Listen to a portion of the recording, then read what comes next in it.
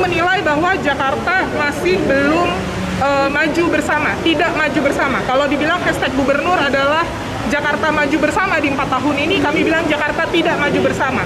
Ada 9 tuntutan yang harus didorong. Yang pertama, penting bagi Gubernur DKI Jakarta untuk membuat strategi dan rencana aksi pengendalian pencemaran udara yang partisipatif, lalu kemudian menghentikan swastanisasi air DKI Jakarta, melakukan penanganan banjir yang komprehensif. Dengan LBH, kami senang sekali bahwa LBH memberikan energi, perhatian, waktu untuk ikut memikirkan Jakarta.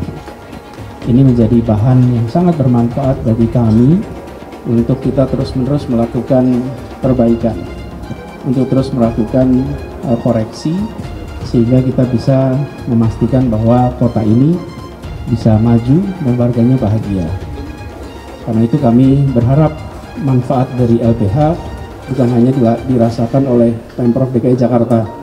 Mudah-mudahan perhatian yang sama diberikan ke seluruh Pemprov di Indonesia, sehingga manfaat dari LBH dan laporannya itu dirasakan oleh semua gubernur dan dirasakan oleh seluruh Pemprov, sehingga perhatian dari anak-anak muda yang peduli pada kotanya, peduli pada keadilan, itu tidak hanya dirasakan di Jakarta, tapi di seluruh Indonesia.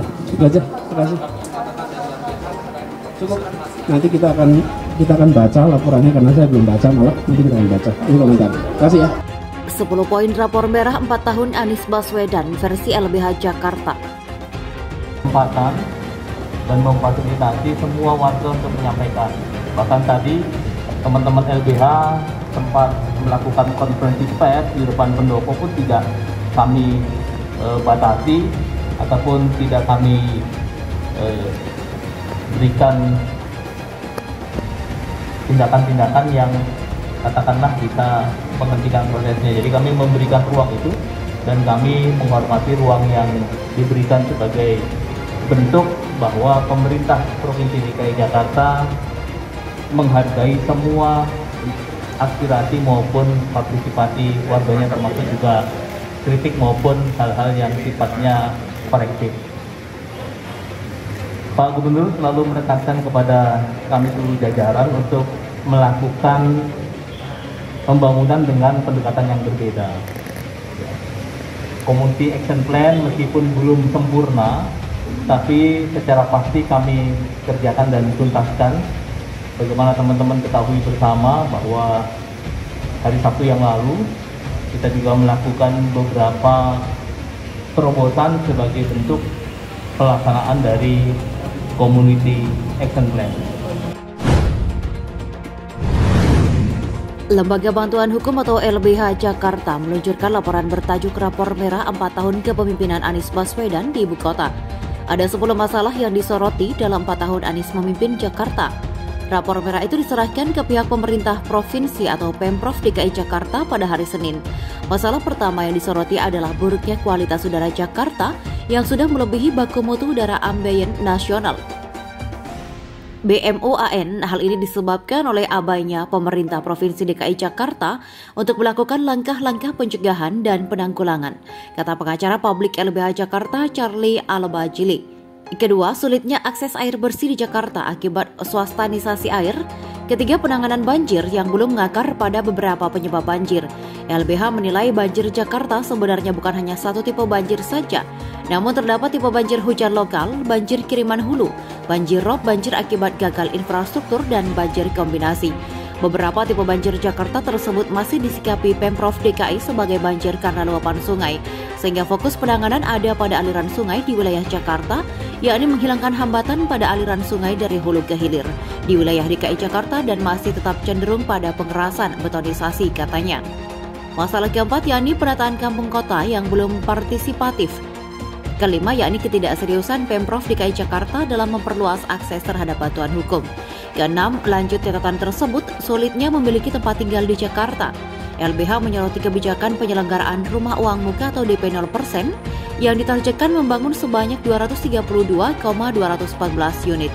Namun kemudian dipangkas sehingga ditargetkan hanya membangun 10.000 unit. Selain itu, LBH menyoroti penyelenggaraan rumah yang pada awalnya diperuntukkan kepada warga berpenghasilan serata pendapat 4-7 juta, kemudian diubah menjadi serata pendapatan 14 juta. Perubahan kebijakan yang cukup signifikan itu telah menunjukkan ketidakseriusan Gubernur, Wakil Gubernur DKI Jakarta untuk memenuhi janji politiknya semasa kampanye, ujarnya.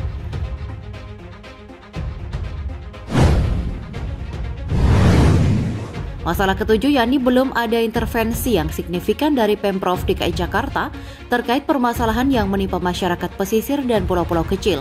Padahal wilayah pesisir dan pulau-pulau kecil merupakan wilayah dengan karakteristik dan kompleksitas kerentanan yang jauh berbeda dengan masyarakat yang tinggal di wilayah lain.